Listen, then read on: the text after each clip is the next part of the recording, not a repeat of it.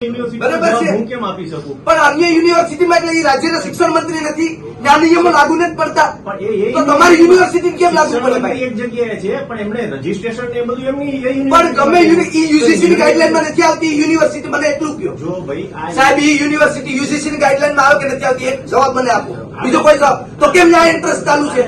તો કેમ ત્યાં એન્ટ્રન્સ ચાલુ છે ભાઈ? એન્ટ્રન્સ ચાલુ છે, એની સાથે સાથે ઘણી વખત બીજી યુનિવર્સિટીની અંદર જ્યારે તમે દાખલા આપતો હો સાહેબ 90% યુનિવર્સિટીમાં ચાલુ છે. તો આ બધી આપણી બીમાં મોકલી દીધી સાહેબ, તમારા સત્તાધીશોએ બીમાં મોકલી દીધી ને આ વખતે નેક આવશે ને તો સીમાં જતા અટકશે નહીં. કે ધંધા યુનિવર્સિટીના એવા છે, તમારા વરદી સુધી એડમિશન ના રિઝલ્ટો નથી આપવા. ખબર નથી બીમા સીમા જશે, આપણે પેટની પરીક્ષા સાહેબ પેટની પરીક્ષા લેવાની છે, લેવાની છે, લેવાની છે ને અમારી એ માંગ છે. નહીં લેવાય તો અમારે આંદોલન ચાલુ રહેશે. આ બીજો કોઈ અમારે તમારી સાથે વાંધો નથી, બરોબર છે ને? આવનારા દિવસોમાં આ યુનિવર્સિટીમાં એક પણ ફંક્શન થશે ને કોઈ બહારથી ગેસ્ટ આવશે ને તો જોશે કે અમે શું કરશું. ના ધમકી છે, ધમકી સમજો, ધમકી સાહેબ, આ ધમકી છે, ધમકી છે સાહેબ, આ ધમકી જ છે મારી.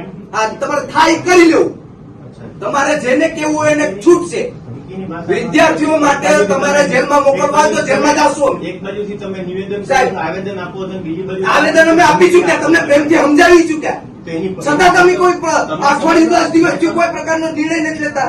એના મેં તમને અત્યારે જે એની પ્રક્રિયા થઈ મેં તમારા ધ્યાન ઉપર મૂકી છે ને. સાહેબ પ્રક્રિયા એવી અમારે નથી જોતી સાહેબ, અમારે શું લેવા સાંભળવાનું? પણ નથી દેવી નેટ, અમારે નથી દેવી જ્યારે ને પીએચડી કરું તો કહેતા હો કે અમે ધમકીથી કરશું તો તમે એ વસ્તુ ભૂલી સર, જાઓ. દાદ ધમકી ક્યાં છે? વિદ્યાર્થીની હિતની વાત છે. વિદ્યાર્થીના હિત માટે માનો અમારે સ્ટેજ તોડી નાખવું પડે કે ત્યાં ખાખી ચડ્ડી હળગાવવી પડે તો એ હળગાવી દેવું છે. વિદ્યાર્થીના હિતમાં ખાખી ચડ્ડી ત્યાં સળગાવવી પડે ને તો એ તમારા પ્રોગ્રામમાં અમારી સળગાવવાની તેવડ છે સાહેબ. ના ધમકી સમજ્યો તો ધમકી, ચેતવણી સમજ્યું તો ચેતવણી, તમારા હાથમાં છે સાહેબ.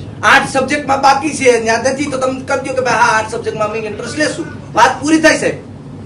That's all. તમે દર વખતે સાહેબ આવી રીતના અમે જો અમે પ્રેમની ભાષાએ સમજીએ છીએ, આક્રમક ભાષાએ સમજીએ છીએ, બધી જ ભાષા સમજીએ છીએ. અમારો એવો ઈરાદો હોય કે તમારે પ્રેમની ભાષા જ અમે રાખીએ.